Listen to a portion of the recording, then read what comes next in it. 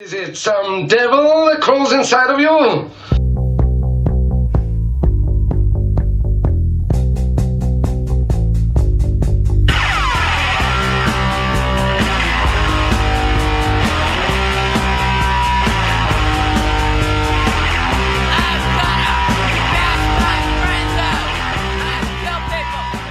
That's a horrible start. Don't start like that. Don't start like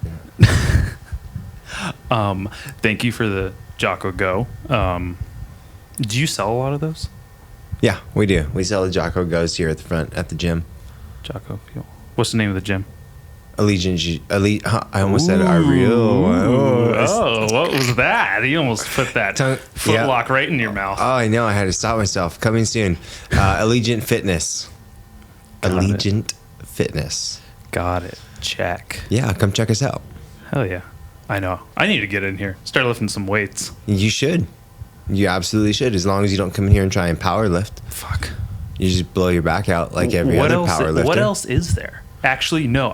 There's functional fitness. Who's that gay power lifter? He's that big beard, world's strongest man or whatever. I don't know. He was on Rogan and he was talking about how deadlift, and that unless you're a power lifter or a competitive power lifter, right, shouldn't be doing it. Shouldn't be doing a deadlift. And yeah. I heard him when he said it, and I was like, yeah, whatever.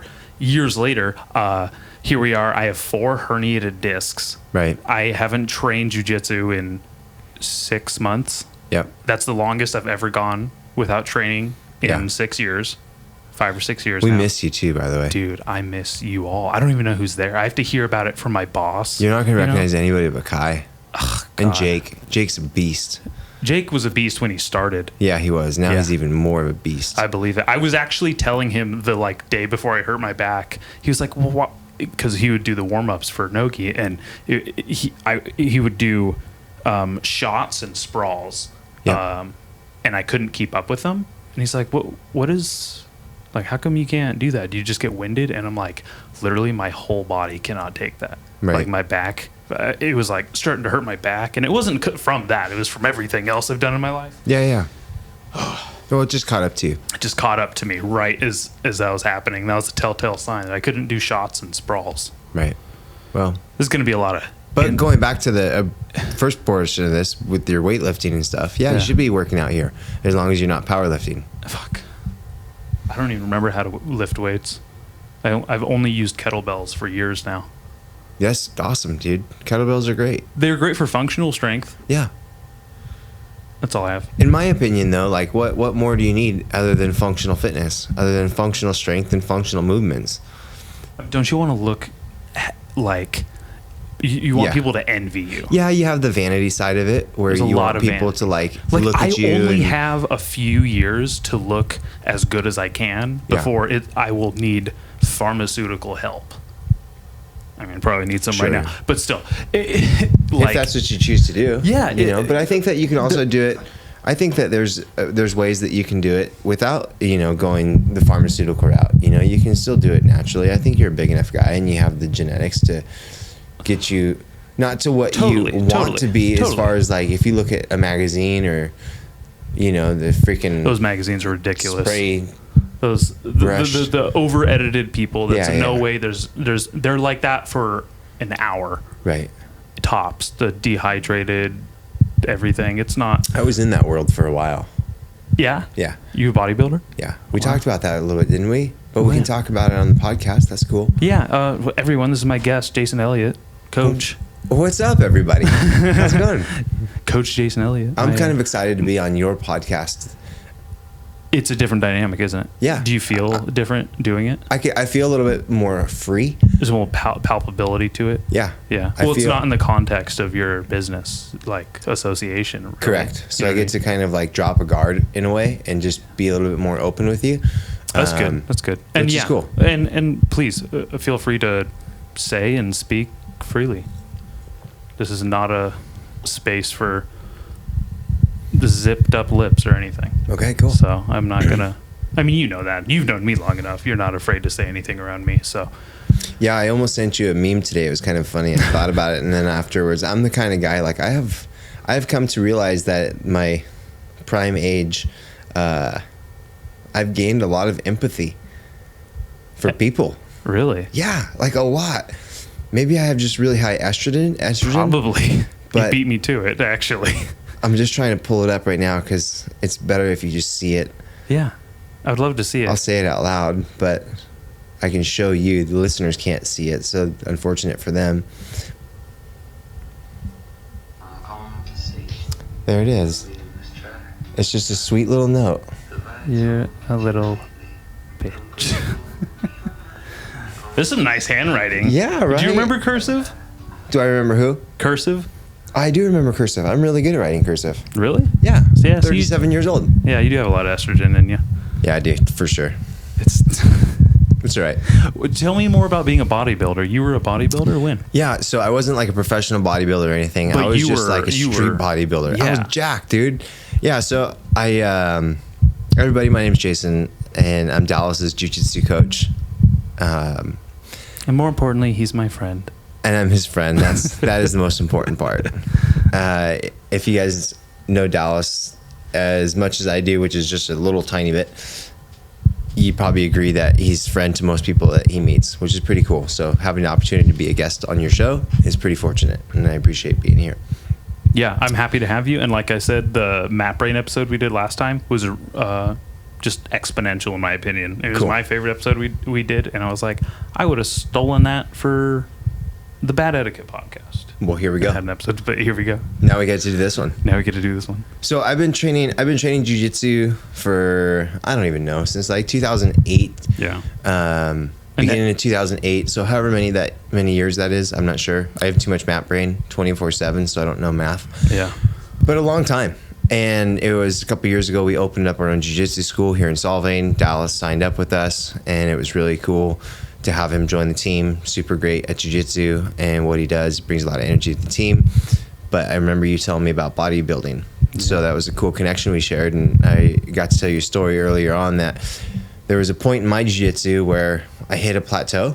Yeah. And it was like a really hard plateau. Mm-hmm. I had taken breaks from jiu-jitsu, which, by the way, if you train jiu-jitsu, that's going to be your biggest mistake right there, is taking breaks. But that's the way of the samurai of jiu-jitsu. You're going to have breaks, you're going to have injuries, and you're going to have time off. If I accumulated all the time I had off jiu-jitsu and all the time I've trained jiu-jitsu, it's probably even in the context of training. Right. You know what I mean? Yeah, so you train I've probably spent 3 years on, total. 3 years off, you know? Probably just like that. And it's brutal to see the cumulative total. Yeah, and the sad part about that is that if you just were doing little things throughout that time, being consistent within certain things on the days you weren't training. What's something you would have changed that you could have done back in 2008 now in jiu-jitsu that would have maybe prolonged the health of your jiu-jitsu? I would have put more emphasis on my personal health, on like my physical health and my mental health, as far as just like not being so stressed out with my career that I was in and not being so overwhelmed. But I was young and I was still learning how to live life and how to walk through this life that we're living. So trying to navigate that path with I've been married for 15 years, so we were pretty solid into our marriage when I started training jiu-jitsu and stuff, and in our relationship. But just navigating all the ins and outs of life, was wearing on me mentally. And then I didn't look at jiu-jitsu as a marathon. I looked at it like a sprint. I want to be really good, and I want to be really good right now. Yeah. And that kind of led to a bunch of burnouts. So I would be really committed for a long time, and then I would just be to a point where I get burned out, and something would just hit. I'd hit this wall. I couldn't get past it, and I'd find an excuse to just quit. What were you doing that was so unhealthy? Just besides that sprinting, like that burnout? Well, I think that I was training 2 to 3 times a day, and I didn't know enough about my own recovery. I wasn't eating the right amount of nutrition or meals per day. I wasn't focused on nutrition. I wasn't staying hydrated. I would eat where I could. I would eat when I could. I worked in the hospitality industry, and I had about 140 restaurants that I serviced on a monthly basis. And so I had a lot of friends in those kitchens. So I was eating chef food all day. It was just everywhere I'd go. You know, hey, you want some food? You want some food? Yeah, cool. Or I wouldn't eat, and then it's like I'm starving. I just need something, so I'd put something in my body. It was just all these things, you know. And then I'd get hurt, and I'd be like, screw it, I'm young. I'm just gonna keep training. I wouldn't recover, and all that stuff. So like going back in time, I would have just put more focus on being healthier and learning about how I can be healthier, eating better, doing supplemental exercise routines for functional fitness. Like, what do you do on a daily basis for a job, and what does that job require as far as labor? How can you complement the motions that your body has to make in your day-to-day work life in this gym? So how can you create workout movements that are going to complement what you do out there and work, instead of doing like an overhead snatch? Is that what they call it? You know, like an Olympic lift, or an Olympic lift, or something like that. Like, what movement? Like, tell me what movement that requires in work. What person's job requires them to do that? Honestly, and you know, circling back here, that's why the kettlebells are so important. Is functionally the strength it provides in all these acute and strange places in your body is gonna bleed benefits in the long run. Yeah. What do you do now in terms of taking care of yourself? Health-wise? I kind of just do like very light band work, light weights, light kettlebells. I don't do any like heavy lifting. I don't do. So you're not compromising your joints and everything, and no, everything I do has to add life and longevity to my jiu-jitsu. Yeah, I can't do anything that's going to take away from my jiu-jitsu. It's a business investment. Yeah, essentially. Yep. But going back to my break, I would take breaks and stuff, and one of the breaks I took, the longest break I took from jiu-jitsu, I had a buddy of mine who was working out in the gym in Santa Barbara, and he was like, hey, you should come work out with me. I was like, all right, cool. I haven't worked out for a while. I'm not training jiu-jitsu anymore, and I need to do something. So then I started lifting with him, and I got consistent pretty quick. So I was there for like a month, and I saw results within that first month, you know? And you get that feeling, and then you're like, oh, I'm going to keep going. I'm going to push a little harder. Now I'm getting a little bit more familiar with things. I'm starting to research workouts and muscle groups and how to work out, all these different things. So then I just started doing all this stuff. And I got hooked because the results hit. And when the results hit, I was just like, I want more, I want more, I want more. So jiu-jitsu was just put to the side, and I just started weightlifting like crazy. One thing led to another, and about, I think maybe like 6 to 8 months into weightlifting, I was pretty comfortable with everything. I was pushing good weight in the gym.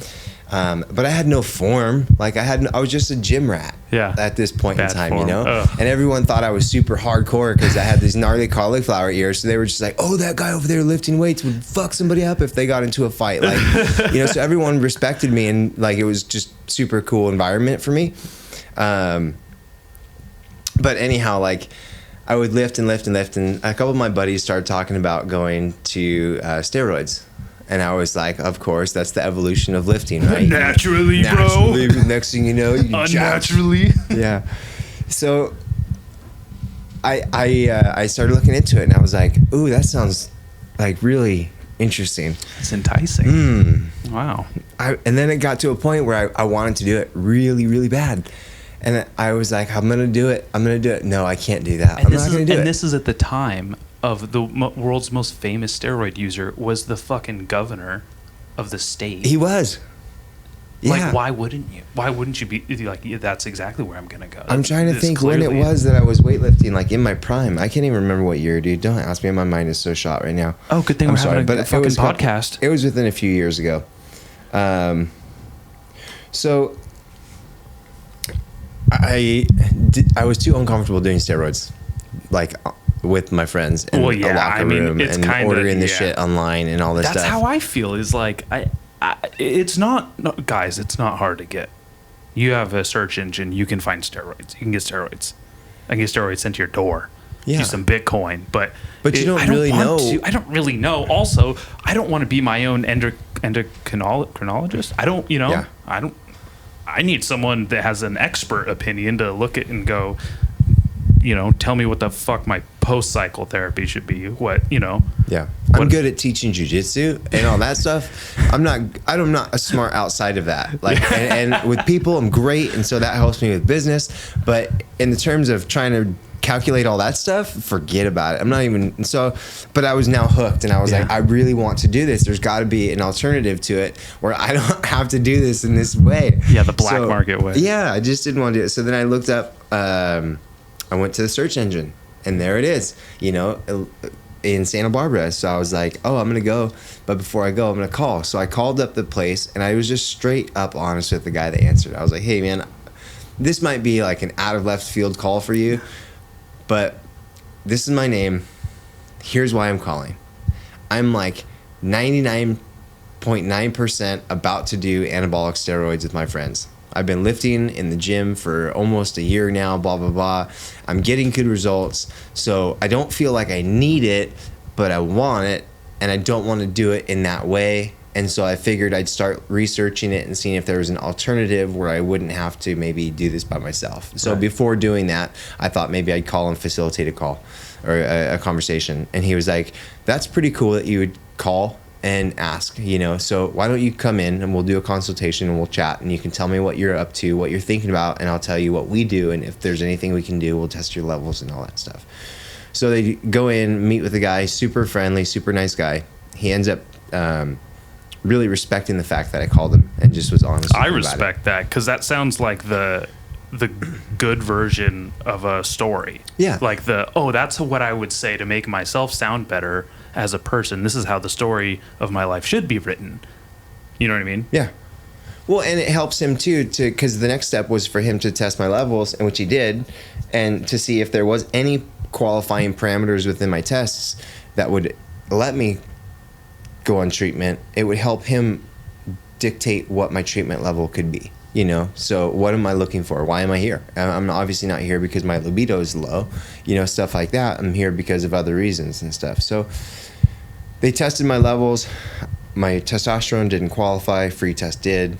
So I got on treatment. So you had plenty of testosterone. So I had plenty of testosterone, yep. In modern day parameters, which I won't even get into how badly they've been discounted and lowered. Yeah. But they have. Think of the way it was described to me was, and listeners, try and do the best you can to use your imagination on this. If you take a water glass, just a empty cup, and you put it in your sink, empty sink, and then you pour your faucet over it, and you turn your faucet on slowly, just a slow, steady stream of water, and you start filling up that glass. Well, once that glass is full, that's your testosterone level. So when they test your levels, they're testing that level, and that's your level. And so at a certain age, you should have a certain level between a threshold of this high number and this low number, and that changes per age and stuff like that. But that cup is essentially your testosterone level. And so that faucet that's pouring water into that cup should always be pouring water in. So you ever seen people defrost stuff by just pouring water over it continuously? Yeah. Well, that's kind of like what's happening in your testosterone level. And so it's overflowing. Okay. Exactly. It's overfilling the cup. So now the cup is slowly running water off the side. So that runoff is going into the sink. So what goes down the drain at that point is what your body utilizes for its own testosterone source. And so that's called your free testosterone. So that's your free testosterone that's allowed to be used by your body when you need it. Check. So my cup was full, but the faucet was off. So because I had testosterone didn't mean I could use it, because there was no free testosterone available for my body to use. So what they did was put me on treatment so that they were putting testosterone back in, turning the faucet back on to get the cup starting to go again, so overflow. Wow, Does that make sense? It absolutely makes sense to cool. me. So if you don't understand, I feel bad for anyone struggling to understand it, because I know it can be a little difficult without the physicality. I'm quite a visual learner, so it always helps to see something, be demonstrated. Well, and if you have any questions about that, just go back, push rewind. You should listen to this podcast twice anyways, and then put a cup in a sink, and you can do it while you're listening, and you'll see exactly what we're talking about. I bet someone's listening to this and they were putting something in a cup too, and they're like, oh my god.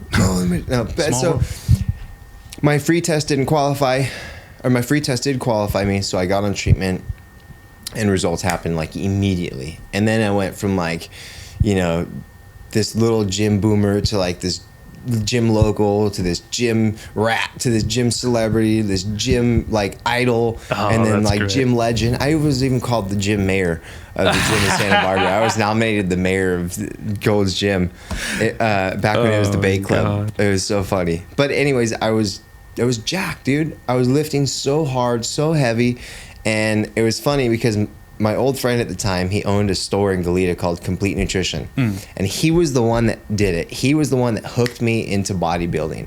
I was just lifting, and I was happy lifting, getting results, looking good in the mirror and stuff like that, because I was like, I don't want to train jiu-jitsu. I already had a burnout. I'm just lifting, and I like this, and I like the people and the community of like everything about it at the time. So, where was I going with that? Well, you were just talking about bodybuilding, and it. Oh yeah, my buddy Will. So my buddy Will is one of these guys, and I kind of see him. You know, when you're in the gym working out, you see somebody else is kind of jacked or a little bit more jacked than you are. Yeah, it's fully like peacocking. I mean, on each other. I don't feel that. I don't know what that's like, but I know what you mean. So yeah, we would like look at each other and stuff like that, and kind of eye gaze at each other. What's up? What's up? Swell up. Hell yeah! Yeah. And so he the dream, the masculine dream. Oh, it was lame though, because it's all like tank top gym rat stuff. Dude, you know what? That I do that with other dudes with mustaches. Okay. Because mustaches, any little boy can grow a mustache now, and they're super popular. Yeah. So like you like eyeball other fuckers with mustaches. Because I've had this for years. I've had this since I met you. Yeah. And, on and off, always. And so I'm just like, hey, finally the world's coming around and respecting the stash, right? Now I'm the frickin' gym mayor of mustache land here. Totally. So like, it's not the greatest. It's a pretty good stash. But for everyone coming up trying to get their little stashes growing, we do the same thing. Like puff it up a little, twist it, get the drive by other dudes working in the trades. They're on their first mustache, Yeah. Oh man. Yeah. So you'd be eyeballing this dude. Yeah. So I was eyeballing him. He was eyeballing me, and so then he comes up to me and he's like, "What's up, man? My name's Will." I was like, "What's up, Will? My name's Jason." So he's like, "Hey, do you work out here often?" And now it turns into this like whole like date thing. Like, hey, what's your name? What you live around here? Are you local? Very cute. Right. You were super cute. But no, he was like, "You work out here a lot." I was like, I do around like this time in the morning, not this time in the afternoon though. And so then it proceeds to, do you compete in bodybuilding or anything? And I was like, no. Why? I was like, I like the compliments though, keep feeding them to me. And he was like, oh, I was just curious, I do, and I own a supplement shop down the road, you should come by and we can talk about maybe like a sponsorship program or something. Bingo, ching. And I was like, yep, you're my buddy, let's talk. So I went by his supplement shop, and we're talking, going through the whole game plan. He's telling me what his nutrition plan is and his supplement plan is, and puts them all on the counter. We're talking sponsorship stuff, I'm super pumped. T-shirts, shaker balls, boom, boom, boom, boom. I turn back around, the cash register is like $875. And I was like, I look at him with this ghost look like, what I can't buy all this stuff, dude. Sponsorship means? What does the sponsorship mean? He was like, well, this is with your 20% off. Like, I'm giving you 20% off. And I was just like, pyramid scheme is dude. What that is. So I actually didn't even buy anything. I was like, I can't buy anything, dude. I'm sorry about that. I thought I misinterpreted your sponsorship. Whatever. And so I ended up seeing him at the gym a couple more times, and we ended up hanging out a couple more times outside of that, and I saw him a couple other times at the gym. Next thing you know, I ended up going to the supplement shop, buying some supplements anyways and stuff like that. And we became friends, and I had supplement access anytime I needed it. And so I had all the supplements I wanted. But sounds better. I'm not talking about like... Sounds better than the sponsorship. You got a friend, and you got some supplements. Yeah, what's better than that? It was pretty cool. And then most of the stuff I just paid cost on. It wasn't like I got it free. I would just pay cost on it, and so... It was what it was, and it wasn't like I wasn't doing steroids. It was just supplements and stuff. That was where it started, was just the supplements. But my buddy Will at the time really started motivating me and encouraging me to do a bodybuilding show. And so I was like, dude, do you think I can? He was like, yeah, you can. There's even one coming up in Santa Barbara. And I can't remember what year this was, but I signed up for it. I registered for it. I think it was called the Grand Prix in Santa Barbara or something like that. And I started lifting like crazy, and I got jacked, dude. I show you pictures, and I was 215 pounds, and I was like at my lowest, I think like 10.2% body fat. Jeez, dude, how much do you weigh? No, I was like 6. No, yeah, I was like, because I was gonna say, I'm like 15% body fat. Yeah, I was probably around like 8% body fat. How much do you weigh right now? 175. 175. You were 45 pounds heavier? Yeah. That's fucking nuts, dude. Yeah. I was at least 215 when I met you. I would have just body fat. not in a mean egotistical way, but I would have fucking crushed you. When I was at that rate, because I was 100. There's no people. Disbelief in my mind that I would have had my shit pushed in. Yeah, but now that's what you do to me, because I'm broken. I'm more broken. I'm currently broken.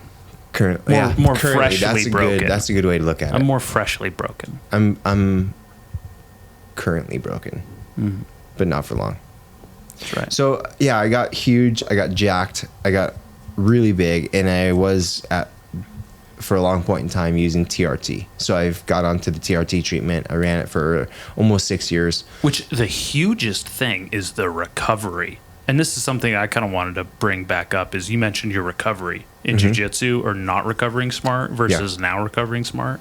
That's something that absolutely is so important in growth, in your muscles actually building. Have you know that muscle waste smell you get?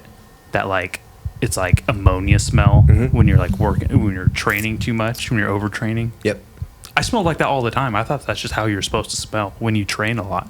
I wasn't recovering, and I was never getting like, my muscles weren't getting bigger. I wasn't getting leaner. My abs weren't coming through. Like I was like, what the fuck? I train every day a week. 5 days a week. Why am I not?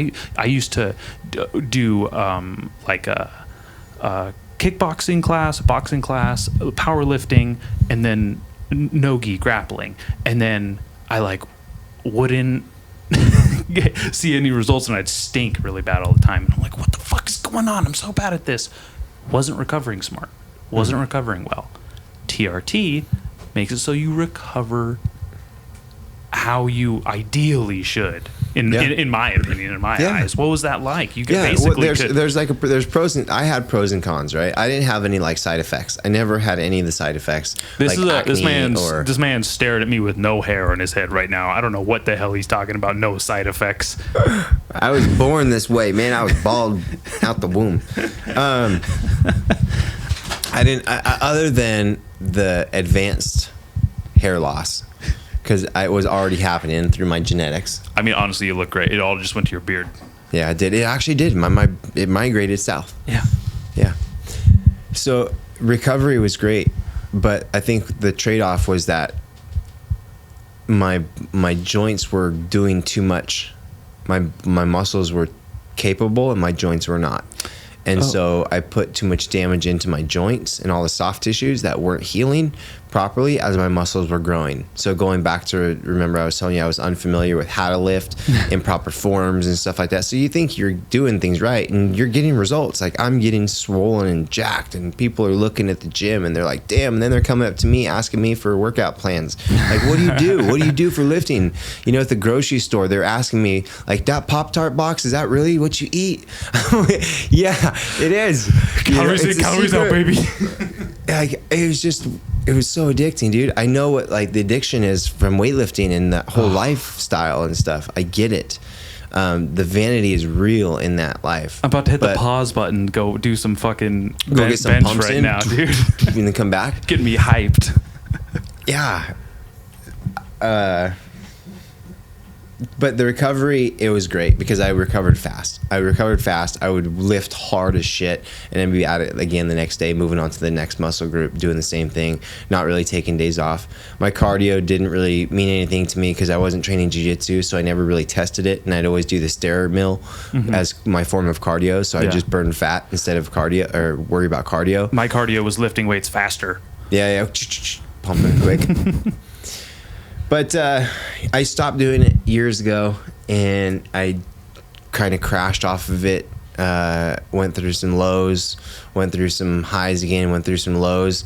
And so now I feel like what's happened is my body's been been majorly damaged with all my soft tissues and my joints because of all the excessive lifting I was doing over the years, because I did it for years, lifting, and I got really big really fast, and I don't think the body's supposed to get big that fast, not in that type of a way. Might have pushed the boundary. So I pushed the boundaries for myself, and I didn't recover. I didn't have any like professional nutritionists. I wasn't doing it as a professional like sport. I didn't have a team behind me educating me through the process, which is like DIY. Yeah. So going back to saying what would I have done differently if I could go back, I would have surrounded myself with a professional team and decided like, hey, I've always knew, because from day one in jiu-jitsu, I knew I was going to open a school one day, right? I always knew it, but I only gave like half-assed effort to it on this terms of my physical health. Like I gave 150% effort into the training, the education, the commitment, the investments, and the connections within the industry. Like I built the ability to open the school and all the training required to be able to teach this art. But what I didn't do was surround myself with a team of people that would have kept me healthy throughout that process. So I burned my body and I broke my body throughout the process to get to where I am. And I feel like going back, had I done it the same way I did it, but with a team of professionals that could have helped me along the way stay healthy and in shape, I would be in a much better position today than I am currently. So yeah, short story, very long. That's kind of the answer to my question. Is that's what I would change going back. Moving forward, I can't change those things. So today, fitness is all about functionality and providing myself the ability to extend my jiu-jitsu career. I have 3 questions for you. Quick questions. Do you think that you were given undue respect because of your size and your cauliflower ears and your presence? That like you were like didn't earn and didn't appreciate, or maybe didn't use to the best of your ability? Like in the gym, in the weightlifting gym? Just in general, just like from having that happen with that essentially like succession. No, because I put in fucking work. No. But I'm talking about like maybe someone would give you inherent respect just on a visual level. Yeah, and then you maybe didn't appreciate it because it did come so easily, and that was like maybe someone you could have incorporated in the like kind of team building lifestyle. I've always been pretty humble. That was a great answer. A great answer. No, really, I think I've always been humble enough to be cool and respectful to everybody and anybody. I was always that guy that was always rooting for the Rudies in the gym, you know, like the underdogs, and like I would always knock on people. Like if you were trying to make fun of somebody on the machine because they were doing something that maybe looked funny to you, you know, I had friends that would like, hey, check that dude out over there, and some guy would be trying to work out on the machine and it would look funny because he didn't know what he was doing or something. I'd be like, shut the fuck up, dude. Yeah, go show him how to do it. Well, it's good. Like, then you're a good kind of person to be operating and owning a gym. Yeah, because if that's the mentality you have and you like are willing to create a space where someone's comfortable enough to learn, and you are with jiu-jitsu, like I've never felt uncomfortable on the mats with you or the coaches or anyone because I didn't know as much. Cool. I never felt stupid. You know what I mean? I never felt like, oh, I'm kind of out of my element here. Good. So that's good because that is relevant in both. Yep, absolutely. I'll kick the person out, man. If you come into my gym, if I hear you meme somebody or something like that, if you're sitting here and you take a photo of somebody and you send it to your friend, you're out, man. That's not. You had to kick anyone out? I haven't yet. Yeah. No. But I will sometime. I'm sure. It'll cross. It'll happen. What about the jiu-jitsu gym? I've never actually had to formally kick anybody out. I've had conversations with people that basically said like, hey, you know, this gym isn't for you. Your training isn't for this facility. Huh. You know? Who? I'm gonna you don't have to say who, but what happened? No, someone being, all right, fine. That's a story for another day. Gotta hit the fucking pause button. Yeah, pause. Okay. Because they're not even around anymore at all. What were those other questions I had? So there was that one. And there's two other You said undue respect. Okay. Teammate. Well, since you have the know-how and the knowing better in hindsight, why would you have, regular hormone levels now?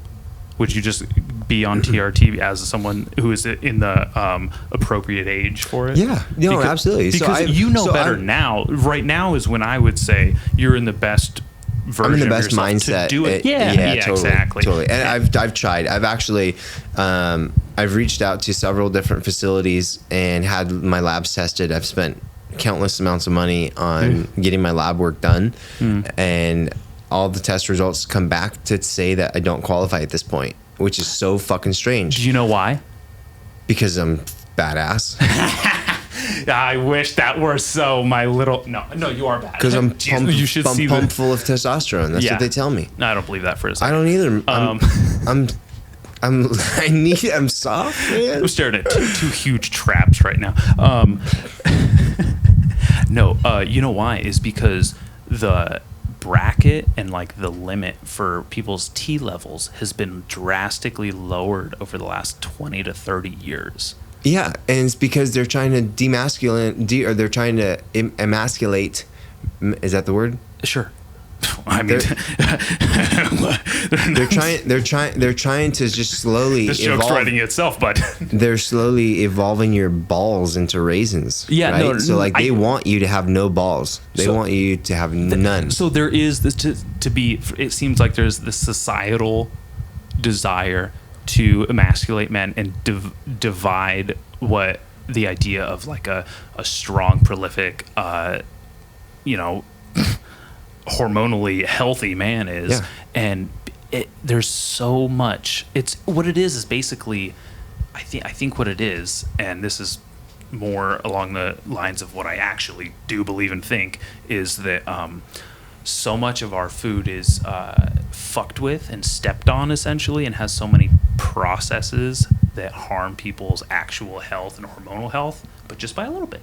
But in all this exposure and all the things that we've been exposed to over the last 30, 40, 50 years in this super high fructose corn syrup world and these seed oils and these, I think that those companies that are profiting from that, they do a lot of funding for the medical fields and tests and everything that places these values on your T levels, that changes the values on your testosterone. So that's why when I go in at 27 years old and I have testosterone of 400. Right. I wish I had testosterone of 400 so I can qualify. Yeah. But I apparently don't qualify because they lowered it. Healthy testosterone would be 500 to 1,000. That would be the typical normal back in the day. For your age bracket. For age bracket for most men. Okay. So, yeah, I was told. I'm careening towards 30 years old. Yeah. And mine's a 400. I don't imagine it's just going to jump 200 deciliters. What was it? I forget the unit value, but see, you would have qualified if you went to the clinic that I used to go to. No, I totally would. I believe it, and that's just more of a conversation about money, affordability. There. Oh yeah. But I can go through. But I had even messaged them a couple of years ago, or had sent them an email, and they're like, "Well, we don't take your insurance, but you can go through your doctor, and they could do it." And I was like, "Oh, okay." Yeah. So when I finally had it done, they take cash. They're cash pay, but it's expensive. Yeah. It's pricey, Yep. So that's what I believe with the, and I mean it's actually happening. This isn't a belief that I just like thought of on my own theoretically. This is something I've been shown evidence to, and am in fact just kind of regurgitating myself. You know what I mean? Yeah. So. No, that's the same thing. I've been trying to get back on it. I've been trying to reach out to doctors and clinics to get back on it, but they say that my test levels don't qualify, and I'm just like, this is garbage, because I think here's what I ultimately believe at this point, because I've had it tested at 2 different clinics and it's been very close to the same. Like the results are the same, and I have them on my medical charts that I have access to online. I think that when I went into the steroids through the medical field, right? TRT, because that's essentially what they are. It's fucking steroids. You're getting steroids through a doctor. And when you say steroids, you mean it's essentially anabolic steroids. It's anabolic steroids. That's all it is. But the doctors but it's a naturally occurring steroid in your body. Testosterone. That's what that is. Yeah. People just use puts that your body word into an anabolic state. It helps your body go into an anabolic state so you can grow. It's a whole process, but no, believe me, anyone who's listening to this podcast right now has gone through the ringer of me talking about TRT and testosterone. They're like, fuck, and another steroids. And podcast. they're like, oh my God, it's October. We get it. You fucking quit drinking and you want to be on steroids. And they're over it. Right, they know better. This is the last thing I'll say about it, and then we'll move on to a different subject. But with the... I don't even know what the fuck I was going to say about it now. It's not even that important. But the T levels. Just everything the T levels. being... I mean, I guess that's all we've been talking about for the last 40 minutes, so hard to say. Yeah. I don't know. I don't qualify. They won't treat me, and so I can't get back on it. So I'm kind of stuck where I'm at, and that's okay because I'm still pretty badass the way I am. I'm just trying to go through a natural road to recovery. Yeah. And so it's this would help. This would help. This would be a twist at the end of the punch. I know it would help for sure. Oh, I wish I could do it, but I can't. Looks like you're just going to go the old locker room method and start having to get some online, get some dirty fentanyl steroids. Yeah, no. You know what you could do? Put a wig on, shave your beard, and go in and say, I want to be a man. I will never shave my fucking beard. Oh, we'll put a wig on and say, I really would like to be a man now. And you say you want to transition and say, well, no, I identify. You just tell them I don't identify as somebody who walks around with levels at this. They'll stick it in your ass immediately. Or you could tell them, hey, my daughter wants to be a boy. Can we start sticking him with oh no, we could do that at home, and then just take his stuff, just take his gear, and then just there's all kinds of ways, there's all kinds of workarounds now because of the way that it's not even worth it. It's not even worth it. I don't even I think that's the side of the podcast that everyone is expecting to come out, or the side of the conversation that everyone's expecting to come out. But it never does. No. For me, for you, for the podcast in general. But here's what I'll say, and I'll leave you guys on for the last thing about like steroids and fitness and stuff like that, and then we'll definitely change the subject, is that just like make little changes in your life, consistent changes, right? And so when you ask people, hey, do you drink enough water per day? And everyone's like, oh yeah, I drink enough water. No, you don't. Drink more. Yeah. Well, start by just drinking the proper amount of water per day, and then do it for 7 days a week. Be consistent about your water. Be consistent about what you eat and how you eat it. Make sure it's healthy foods, not just a bunch of greasy, nasty, shitty foods. If you just start making those small changes in your life, you're going to start living a lot healthier. You're going to feel better. You're going to have more energy. And then go exercise in the gym for at least 15 minutes a day. Go pick something small and do it. Go sign up at a gym, and don't do it at home. Like, do your workouts at home and stuff, but like go get a gym membership and walk into a gym and like motivate yourself. It just creates routine and habits and stuff like that you may not have inside of your house. It holds you accountable to your fitness levels and what you're trying to do with your fitness and your exercise plans. It's good for you to have a gym membership. It all adds up. It's cumulative, and I've been really fascinated with how much those little adjustments turn into and add up into big changes and big positivities. I've integrated a lot of changes over the last year or two, and I don't know if it's in response to all the COVID like propaganda where no one was telling you to essentially just fucking be healthy, like start there, and then maybe you can talk about some vaccine that might work, it not to fucking beat a dead horse, guys.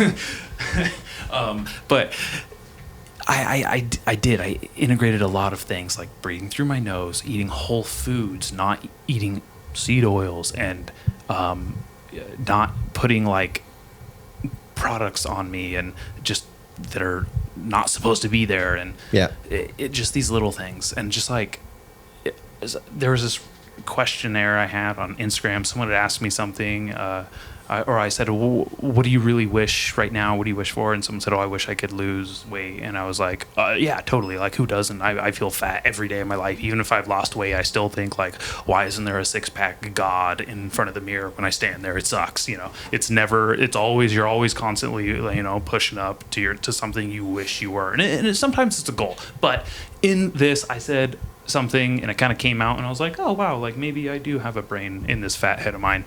If you lost 1 pound a week in 1 year, you'd be 52 pounds lighter. That would be a transformative difference. And I thought, like, wow, how many other things can I do once a week and in 1 year have 52 values of indifference? Sure. And how much of that? Because you know that time's going to pass by anyways, right? That time's going to pass by anyways. And if I feel like this schmuck a year from now, I'm going to hate it. But you just got to decide which difficulty you'd rather lean into. And for me, the difficulty of trying for, because it's pretty much like, you know, shoot for the moon, land amongst the stars, essentially. You know, you want to shoot for that goal, at least you're shooting for it, and you're going to land amongst a better realm than you are right now. And no one's going to shame you for trying. And fun fact, if they do shame you for putting effort or trying those things, you get to find out there's a new unit for a friend. There's a new tenant. Yeah. You have a new space because that person needs to get the fuck out of your life, and then you have some free real estate to meet a better person. You surround yourself with a like-minded individual. I think that's one of the most interesting things that I've learned in all my years of being an asshole. As soon as you start doing things that are good for you, you find out who is an actual asshole and are just trying to bring you down to their level. And I know how after school special that sounds, where it's like, oh God, yeah, like, oh, is that everyone's just, you know, trying to make you feel bad and bring you down. And it's so true. People will project the feelings they have about themselves onto you. As soon as you start doing a little better, you know, working a little harder and doing things that they're too scared to try. I call them attacks. Attacks. They're attacks. They're attacks for sure. Yeah. Like a tax on your system, or a tax on your money, or like a tax. It's a tax on you, and however you want to look at that, right? So you could look at it from like spiritual attacks. You could look at it as like universal attacks. You could look at it as like karma attacks. Oh, so you're saying like attacks, right? Like it's like yeah, right. Like it's like it's like a barrier. It's like something trying to stop you. It's resistance. It's resistance, right? And so whatever that looks like to you, whether that be spiritual resistance, whether you're on the right path. You ever feel like you're on the right path and all of a sudden, boom, something smacks you in the face and stops you clean in your tracks and derails you? Absolutely. And then you ask yourself, well, what would have happened if that didn't stop me? Yeah. So what stopped you? You can say, well, the stupid pebble that hit my wheel when I was skating up to the ramp. You're cutting me deep, Jason. You're cutting me deep, man. You're really. This is my therapy session now. Is what it sounds like. And ever since I fell from that stupid pebble, I could never do this again. You know. Well, so but what would have happened if I never hit that stupid rock? You have to ask yourself that. So I would have done the backside flip nose blunt on the ramp. It would have been perfect, but instead I got knocked out. Cold out. I don't know, dude. I have a lot of empathy for people now, and I guess I'm just becoming softer because the way the world's going and all the grain and all the bioengineered food that we eat that we don't You're just really getting know gayer about. As the day is getting longer. Yeah, absolutely.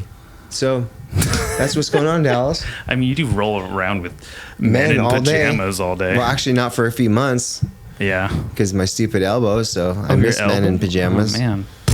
You know, but... Yeah, to hear that story, visit Matt Brain episode 5 or 6. Good shit. I'm goldfishing a lot today, man. I'm Matt Braining like crazy. That's okay. 3 set. No. Seriously, you stayed on topic. That you kept a topic going for a long time. It was great. Cool. No, you did a really great job.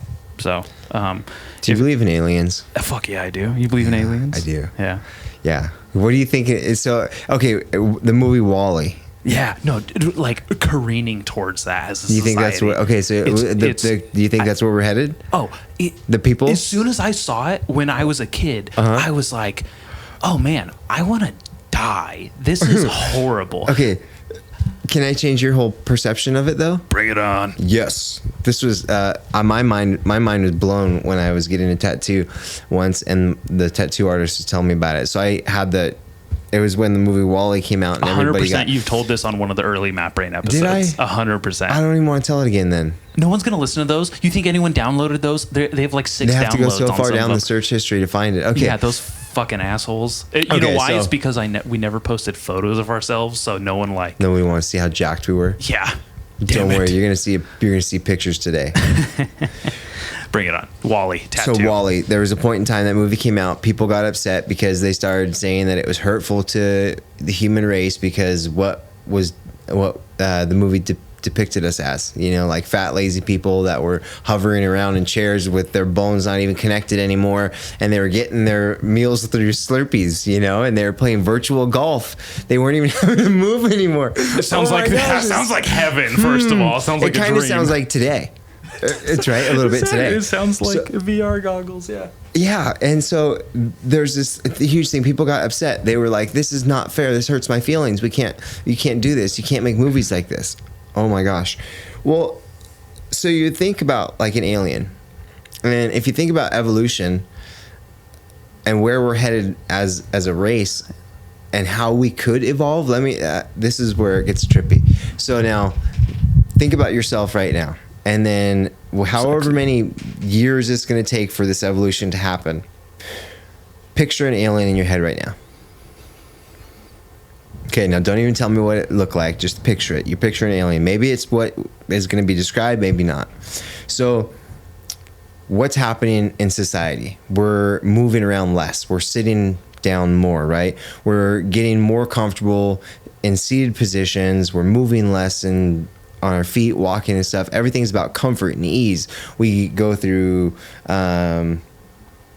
scooters, electric bikes, forget pedal bikes, electric scooters, bikes, everything, electric scooters, electric skateboards, electric everything, because it's too much work to put in the effort to do it any other way. Brought to you by Pretty Henderson soon we're going to have Electric. electric spin bikes in the gym. Oh, fuck. Fucking A. So that's kind of where we're headed, right? Yeah. So, but that's not going to make us gain weight, right? If we continue to eat food like we typically eat now, then we'll continue to gain a bunch of weight. Yeah. But we're talking about taking the food away, because what are we doing as a society? We're continually trying to evolve a pill to give us all the nutrients we need for one day. Like, how cool would it be, quote unquote, if you could take a pill and it would give you your whole meal's worth of nutrients for the day, and all you'd have to do is just consume water. If that, just like in the Zager and Evans song, in the year 2525, everything you ate was in a pill you took today. Sure, yeah, it's absolutely. I haven't heard this song. I'm definitely gonna play it for you. Okay. Before this day's over. Yep. Because you need to hear it. Yeah. Continue, but, please. Okay, so now we have that process happening, and so if you give that person, us as humans who sit down all day and find an excuse not to move, a pill instead of food, and no water because we don't need it with this pill we're taking, eventually we're going to stop needing to use the restrooms and stuff like that, because we're not going to have. Oh wow, that's really cool. What happened? Oh, holy shit. We're getting shown x-rays from good old fucking cool. Chelsea's arm break. I'm going to have her on the Map Brain podcast. Wow. That's crazy. Terminator, dude. Dude, look at how many screws is that? 1, 2, 3, 11. Thanks for not making me count on my fingers. One screw short for me. That's crazy. I had 12. That's crazy. Yeah, thanks for leaving her boob out in this x-ray. All right. Thank you so much. So we're gonna lose a lot of weight, right? If you take this pill, you're barely gonna gain any weight at all. So you're gonna slim down. You're gonna get skinny. Is what's gonna happen, right? So now we're sitting in our chair, and you think about gamers, right? Gamers are sitting in their gaming chair. They don't want to move. If they could take their gaming chair to the fridge and just have it wheel itself, because it's gonna happen, dude. Trust me. I see these little robots at hotels. They're at the front desk of a hotel. You call to the fucking lobby and you send, will you please send WALL-E up with towels? And they send a robot up to your room, and it knocks on your door, and then you open the door and it's got little eyes on it. It's a robot, and the door opens. It says, "Here are your towels. Thank you. Will there be anything else?" As long as I don't have to tip it, that's fine. Yeah, well, I'm not tipping I might that tip thing. it over, you fucking nerd. Yeah, so when a gaming chair gets programmable so that they can take it and they're just sitting there and they're like, okay, I'm going to go to the fridge, and then their screen mounts to their stupid thing, so it's wheeling themselves around their damn house. Here we go. Now we're in our Wally world. And so now they have a keyboard and they have a screen, and so the screen needs to be bigger. So one screen is not big enough. So now what happens to these TVs is that the TVs start to become, what's that shape? They're like a banana now. They wrap around, so they extend up. But they're bigger and they're bigger, and so now they're wrapping from panel. And so that's not even big enough. So now you need to get another screen to the right of that. You need to get another one to the left of that. And so the keyboards, right? So typing like this is going to be too much. You want to move less. And you're going to have to move less because you're not eating foods anymore. You're taking a pill. So your energy is going to have to be conserved. So therefore, your fingers are going to start to grow over time and evolution because you're going to have to reach further for those keys, for that control. And so now you're taking in all this data and knowledge. You're taking it in so rapidly. Our minds are growing exponentially with knowledge. So our brains are growing because they're getting bigger. And because the screens are wrapping from our side view, it's too much for us to turn our head to the right to see what's on that screen because we're going to miss what's on the left. And we can't see what's on the left if we're not looking to the right. So what happens is over time, our fucking eyes are going to evolve to the side of our skull. Our brains are getting bigger, so our heads are growing. We're getting thinner because we're not eating, so we're shrinking down. Our fingers are getting longer because we need to reach the keys. Eventually, we're not moving. We're sitting in a little hover chair, and we're in these little spaceships. Dude, are you not picturing a little green alien with huge eyes and a big head walking all skinny? I mean, I am now. Like, what if that's the human race coming back in time to see what we used to be? Maybe they had to leave the planet. Or just not even in time. It's just that's the humans in this part of the galaxy. And they're like, well, we just got there first. Sure. We just started a little earlier than you. I don't know. So that was funny to me to think about the evolution and the potential of humans and where we're going and stuff. And it just kind of all lined up. I was like, that's more like it in the Wall-E scenario. So whether that happens ever in evolution 100 billion years from now or whatever, like the more likely scenario in the evolution of humans is not that in Wall-E. It's more or less that we're going to become more like alienated and alien from each other. Like we're not, like people don't want to be around each other anymore. That's another thing is that we're losing value of I'm glad there's a face-to-face desk and between stuff. us. Me too. You wouldn't want to see what's underneath this desk right now. What would you do if you saw one of these little aliens? I don't know. You know what I would do? I'd be curious. I'd be like, what? I'd ask if it knows jiu-jitsu. No, do you know what I would do? What? I'd give him steroids and a fucking kettlebell and say, you need to lift, you little pussy. And then I would strangle him with jiu-jitsu and go, how did evolution work for you? And be the fucking caveman I am. What if he just looked at you and you started tapping? Like he just started forcing taps on you. And he's going to tap me by my inferior brain? I do that. There's no way you have any idea how much I let people hold on to chokes and just lose brain cells. He ain't gonna do that shit to me. Believe me. When you said picture an alien, whatever it is, I pictured what did you picture? I pictured some predator-looking motherfucker with abs and super green, like vascular. And you're saying I'm gay? Imperviousness. Yeah, I pictured a bodybuilder, a bodybuilder alien. Sorry, dude. I mean, that's freaking great. Who's your favorite bodybuilder of all time? You know what? It's got to be fucking the Australian dude. What's his name? Maybe it's not Australian. It might be English. Bodybuilding. You know, bodybuilding's such a difficult one for me because I don't want to be a bodybuilder.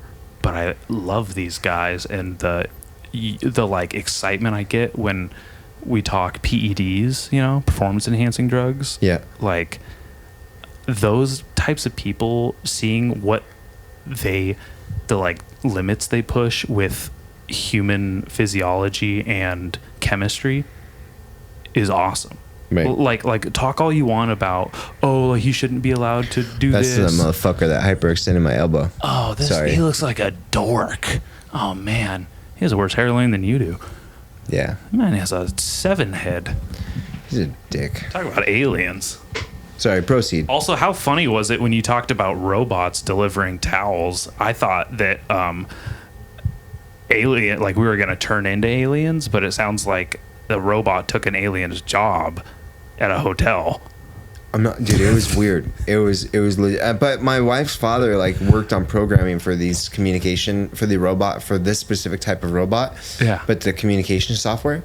So I knew they existed. I just hadn't seen them out. I know they were based for medical field in hospitals in third world countries and stuff. I've seen like representations of those. Yeah, but this was just one that now is available for hotels for concierge. Or it's a test. It's a, what do they call that? The prototype. It's a prototype, but they're testing the beta market testing it, to see how they're beta testing it in the hotels to see how it works in the hotels. Weird. I mean, dude, there's part of me that thinks like we're getting lost as a society and a people, and we're losing the interconnectedness, and our children are becoming less and less like there's less community and less. There's so much, like toxicity in that, and I think that disconnectedness is leading to that extreme divide we have, whether it be politically or socially or culturally in general, and that scares me. But there's also a huge part of me that's like, fuck yeah, a robot brought me towels, and I didn't have to tip someone, and I didn't have to look someone in the eye, and I got to answer the door naked, and it was no prob. I love all of that. That idea of that sounds great. Yes. How many times? Oh man, there was a couple. Like the first few months of COVID, I was like, this is heaven. No one is around. Everyone drives fast as hell. There's no one on the road. Yeah. If I see someone I know in Walmart, we have masks. We pretend we don't see each other, and it's great. Yeah. I fucking love that. So there's this weird like pushback right now. There is this weird instinctual pushback, like cavemen, need to be back to the fire and the tribes, where I need to, hug fellow man or woman, no homo, right? And no homo sapien, rather. So it's such a weird conflict that's like presented, because like obviously there's things like I have completely integrated the cell phone. The smartphone, like that is part of the everyday, the GPS, the car, like there's so much technology that we just got used to and are now in. Mm-hmm. I can only imagine what your son's son is going to have in this world of technology. Probably sticks and rocks. Have you ever heard this quote? Maybe I know this. Let me back up here. Someone said World War III will be fought with nuclear weapons, and World War IV will be fought with sticks and rocks. Well, so I don't know enough. Perfect. You're on the right show. Oh my God. This is the show for you. This is the Bad Etiquette Podcast, ladies and gentlemen. This is Jason Elliott. I don't know enough to really say what I think would happen, other than from what I understand is that if there was a World War III, which is, scary to think about, like that's what we're in fear of seeing happen right now, and there was nuclear war, the world is done. Like we are done. That's a wrap. As a wrap. Like 10, if not almost immediately, within 10 years, human race will be gone. Like the world will cease to exist. Think it'd just be like Mad Max fuckers out there left over? I don't think so. You don't think so? No, I don't think so. I don't think anybody can hide or be immune to the radiation that would be produced from massive nuclear holocaust, like nuclear warfare. What if it creates like a new version of a human, and it's not even like the aliens you were thinking of? It's this new nuclear, like everyone just turns into like these weird, incredible Hulk type people. No, and then we don't need steroids. No, I think that it would be. I think it would be pretty wicked. I think that we wouldn't see anything because we'd be dead.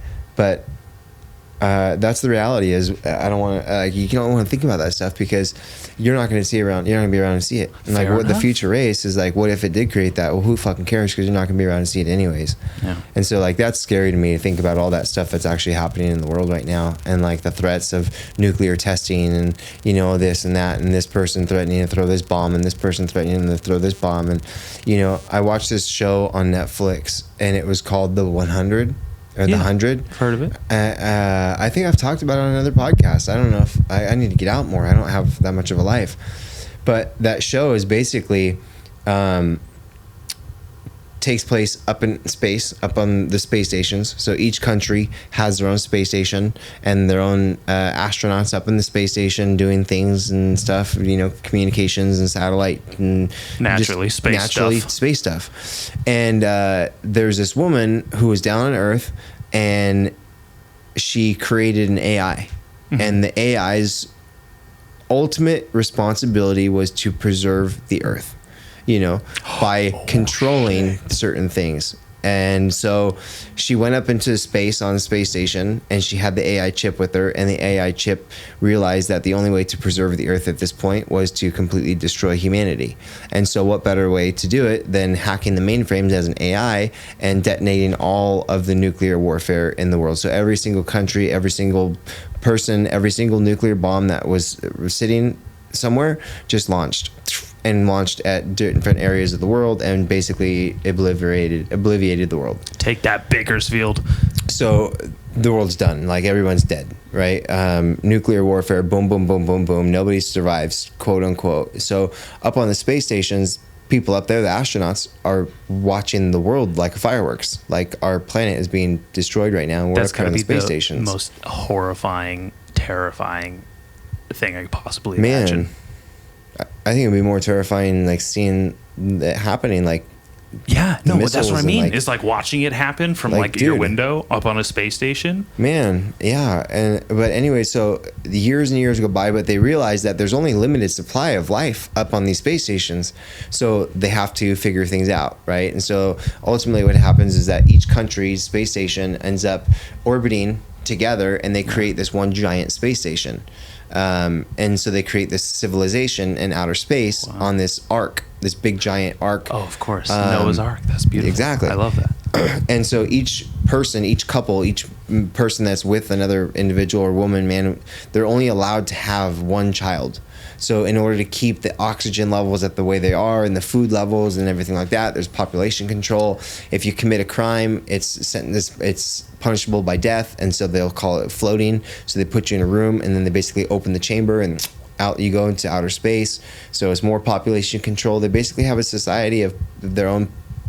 This is their own world. So yeah, it's their own civilization. They've been up there for 100 years, or less than 100 years. I think it's like 75 years. And the thing is that after the radiation explosions and stuff, the world has to be uninhabitable for a minimum of 100 years before it's rehabitable by humans. So they're up in there, and they're basically saying we have to live a life up here as a culture, as a community and tribe in outer space for 100 years. So we have to carry out generations of people. That's why we're supposed to have children, so we can continue to make generations of people, so that in 100 years we can send these people back down to Earth, right? So we can rebuild the Earth. Question. Yeah. If a lady in the 100 up there in space already has a kid and then gets pregnant again, can she compromise and just stick her... No, hold on. I'm finished my question. Can she just stick her lower half of her body out, and they open the bay doors, and it just sucks the baby out? Ay, that's a... touchy subject. Next subject. She can get floated. So they will float her. They will give birth to the child. They'll give the child to a couple that doesn't have a child, and they'll float the mom. Oh, that's what they would do. And it was shown, because there was actually a character in there who was hidden away from everybody until she was like 16, 17 years old. Nobody ever knew she existed except for the mom and the brother. So she had the baby without anybody knowing, and then she hid the baby, and the child grew up. So anyhow, as a child, if you make a crime on this ark, then you're held in a prison, right? A juvenile hall. Yeah. Because they won't float you as a minor. So basically they keep you alive as a juvenile detention in a juvenile detention center on this arc until you're the age of 18, where they re-prosecute you and decide at that point whether they feel they can float you or whether they're going to try to reintegrate you into the society. So somebody realizes that the oxygen is running out on the arc and everybody's going to die in 6 months. And it's like 75 years into this life. They got a little ways to go. They got to figure out how to get oxygen, and there's no way to do it. So the only thing they can do is they decide to take these 100 kids that were locked away and put them on a pod and send them to Earth to see if it was inhabitable. If they die, then we know it's not, and we're all gonna die because I would have sent the oldest people. Dude, they sent the kids. How crazy was that? Gray hairs. See, this is what it sounds like. Congress decided this. Sounds like it up there was a bunch of old people, just like in Congress. They all had white hair, and then they were like, "Let's go fuck over all the young people," and then they just sent them to Earth. That sounds like that's the. Well, that's what they did. They sent them to Earth, and then they sent them to die. Is what they did. They said if they die, then we all die. But if they live, then there's a chance we live. Because then we're all going to go down to the Earth, because if they can live, then we can live. So we have to figure this out. Dude, if I was on that pod and I got sent down there and it was all like toucans and coconut trees and like, mermaids and shit, those old people sent me up here, I've been like, fuck them.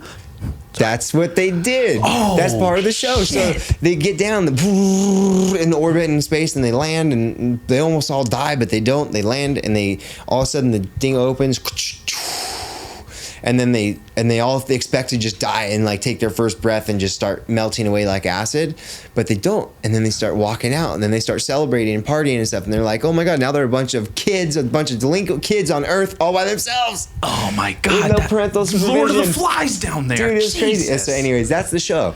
And so ultimately over time they start finding that there's these people called grounders, because there's these people that actually survived somehow on the Earth. I told you, Jason. And all these things, right? But there are some mutants and other things and stuff.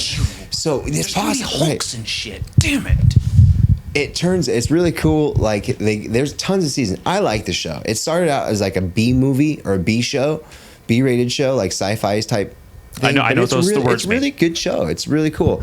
And so then it gets to a point where they basically figure all this stuff out, and then they get AI chips implanted in people's heads, and then they basically so you can live forever by basically taking this, the Neuralink. Yeah. By basically taking the Neuralink, putting it in your brain, downloading your brain's information onto the chip. So when your body dies, they're going to take that chip and they're going to put it into another person, and then all of a sudden, Dallas's brain logs back in, and now that person is you. They better put me in a frickin' Predator alien 6-pack green motherfucker. It's only a matter of time before that's going to happen, right? That's my opinion. Is it's only a matter of time before Neuralink and scientists have the ability to create the connection between pathways where when that Neuralink clicks in, it's now a computer chip that's going to find its pathways into your brain, and it's going to override, and it's going to take all the information from on that chip, and it's going to put it right into your head. And so it's either going to override it and download it and wipe it out, and now Dallas no longer exists as a mental person, like your body does, but the person took it over as their with their chip, or you're now two people and you now walk with both. Now you have like all the knowledge and memories of this one person from this lifestyle, so you would know everything about that person's child, that person's life, what year they were born, their wedding anniversary. You'd have the same memories as their everything. Your parents still around? Yeah. Okay. Your grandparents passed away? Yeah, I have one grandmother left. If you had a grandfather downloaded his whole brain into a new body, and he remembered you and had all these memories, would you be okay with that? I don't know. That's a weird thing to think about. Like, my first thought is it would be dependent on how, like, the person. So like in the show, they were killing people because you can't take a dead body and put the chip in it and bring the body back to life. Right. So therefore, you have to take a human sacrifice. You have to have somebody who's willing to sacrifice themselves unwillingly. Okay. So that you can input the chip and override it. Say we can grow and farm bodies, and we just had like a vessel, and then we just download Grandpa Elliott into one of those vessels.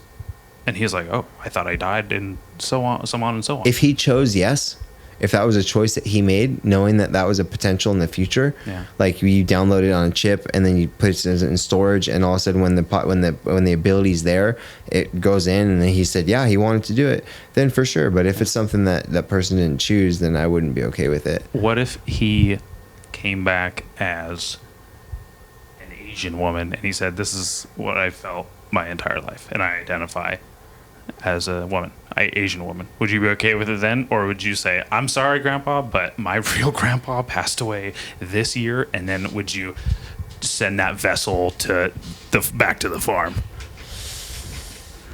Yeah, so that's where it would be weird, right? Because it's very weird. It wasn't even easy to ask that question. No, but I see where that can like happen, because like, what if they just to pick this person, this body, and like let's put this person in an Asian woman, or it gets mixed up, and this person is supposed to be in this body, and he ends up in a woman's body. It's like they would just swap the links back, but I mean that's yeah, dude, that would be pretty trippy. But I think that's kind of where we can go, and I think that's where eventually it could go.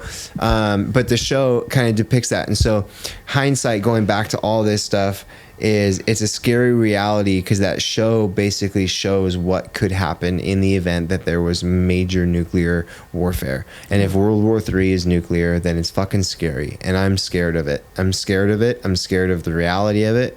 I'm scared of thinking about it. I even get scared talking about it, because I could have fooled me, because you told me the whole plot of the 100. Because I love life. You made the show sound really fucking good, though. I can't wait to peep this show. It's fucking cool, dude. I've heard of it. Yeah. I think it's based on some Stephen King shit, if I'm not mistaken. I don't know if it's Stephen King or not, but it's a cool show. So yeah, that reality, I think we'd be wiped out, dude. Huh? If it happened, if somebody pushes that fucking button, it's gonna be a scary day. Like if you wake up and all of a sudden you open your phone and you see that one country nuked another, there was a nuke that went off somewhere, just fucking, I'm gonna stay home. Would you not just? Oh, okay. I'm gonna stay home, and I'm gonna stay with my family. Fair enough. And I'm gonna sit right with them. Nice. I'm gonna pack my shit, and I'm gonna make sure I have some supplies ready, but I'm gonna stay right next to my family. Check. That's what I'm doing.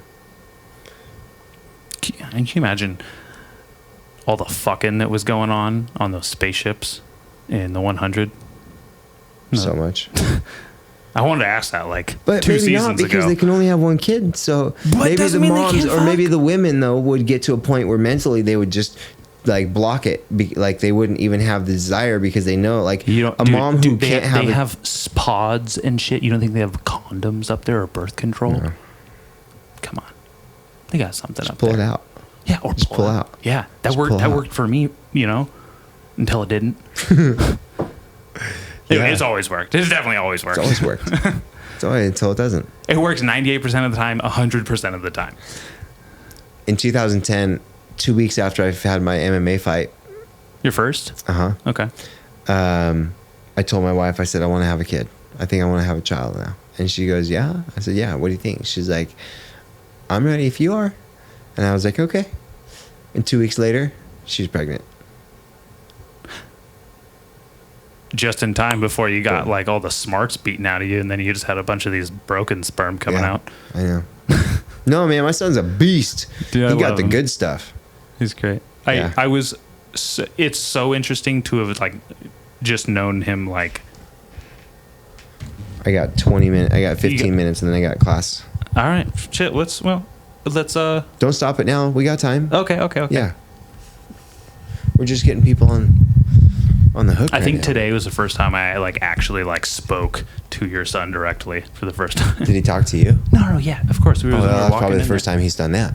It was just we've seen each other next to you and Kat for years. Yeah. So it's just we're just oh, it's this guy. Did he ask you if you liked Dragon Ball Z? No, I wish he would. He's all about it, dude. He's getting his Dragon Ball Z. I love Dragon Ball Z. Do you have Dragon Ball Z? No, I need to find somebody that's got copies of it so I can give him some. It's so hard to come by. It's so weird. Dude, it's annoying. Yeah. He's all about. He started training jiu-jitsu. I know. I really wanted to ask you how excited are you about that? I am on cloud 9 about it. I'm so pumped about it. You're on Goku's cloud that he flies around on, cloud 9. So yeah. He stopped training. Like I took my kid in. He's 11 now, and I took him in when he was like 4, and I took him into Paragon in Santa Barbara, and I took him right back out because he was too young to be in that program. In the sense that it wasn't jiu-jitsu, it wasn't like tumbling and rolling and training. It was more like obstacle courses and a lot of like bully awareness and defense. Like, what happens when a kid comes up to you on the playground, gets in a fight stance, holds a fist, and tries to punch you in the face? Dude, my kid's 4 years old. Like, there's a level of innocence that needs to be preserved. I agree. When a kid is 6 and 7, they need to start understanding how to identify a bully, because a bully can become a bully. They know what they're doing at that point. But when a kid is 5 or 6 years old, they don't know what they're doing yet. Or 4. It's an attention thing. It's not a malicious thing. Yeah. The definition of bully is unwanted, aggressive, harassment. Basically. And so if you call me a dork and I say, Dallas, it hurt my feelings, can you not call me that again? You're like, shut up, dork.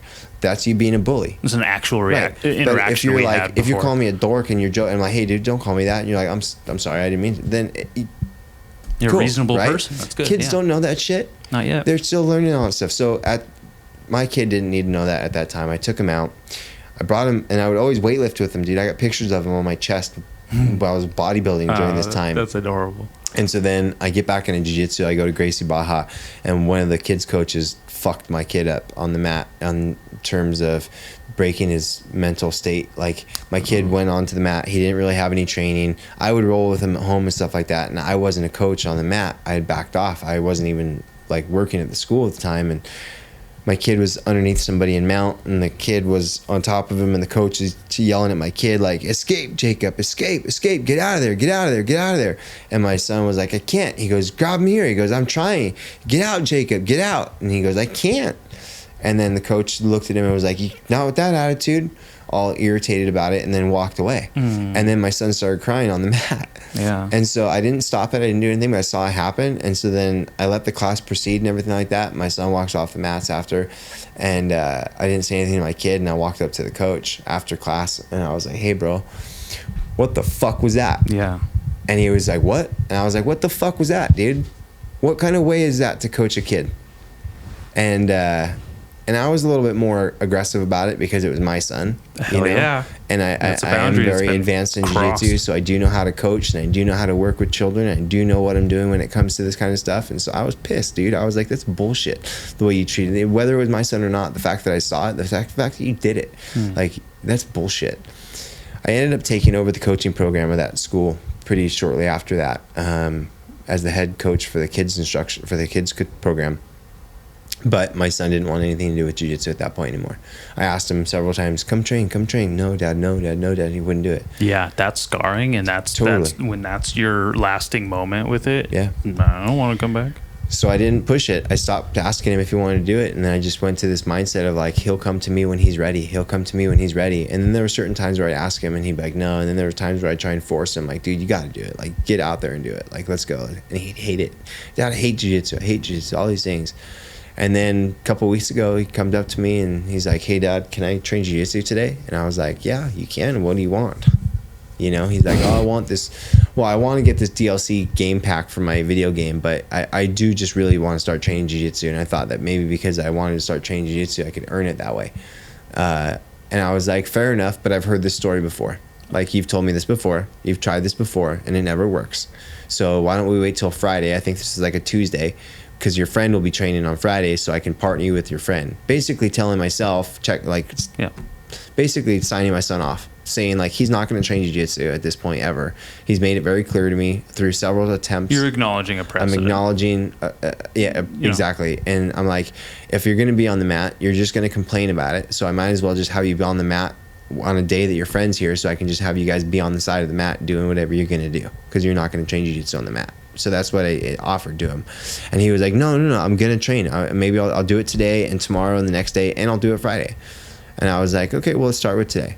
He jumped on the mat, dude, and he trained. He did the workout. He did the warm-up. He did the drills. He did things that impressed the shit out of me. And I was like, you have been watching what I do. you have been watching for a long time because your movements, your connections. And then he started coaching kids, telling kids how to do things. And I was like, you're telling them the right thing, which is blowing me away. And so the next day came and he did it again. The next day came. So he didn't stop. Every day he's there. He's training. He's probably not there training right now because I didn't go give him his gi, which is fine. He could take today off. But he's been training ever since, and he's having a lot of fun with it. He's making relationships with the classmates and stuff. And so it's just been really cool for me. It was like a week worth of like, wow, this is really impressive. He's done it for this long, but maybe next week he won't. And then he did it again. And I've just been like, this is it, man. He found it. Like jiu-jitsu finally connected to him. And so now he's on this path. I think that's why we spoke for like the first time. Because he's getting more confident and stuff. He's coming out of that shell. Yep. And it's great because maybe this is where we'll end it, if you don't mind. But it's really cool because November 19th, 2022, I will be in Paso Robles receiving my Brazilian Jiu-Jitsu black belt. Yes. Professor Jason. Woo, soon. Yeah, my professor called me and told me the ceremony would be November 19th, and I'll be receiving my black belt. So to invite my friends and my family and make sure that they're there for it. I'll be there. And so it was cool because I now know that the day I get to receive my black belt, I will have my family, my wife and my son on the mats with me in their gis, not because I forced them to for a picture, but because they genuinely now train jiu-jitsu with me. So to have them on the mat sharing the experience of me getting my black belt means a lot. And it couldn't have been a better time for my son to choose to start training jiu-jitsu. So with that being said, pretty fucking cool stuff going on right now. That was very beautiful, and I'm really thankful that you shared that with me. Yeah. Thank you, Jason. November 19th, be there.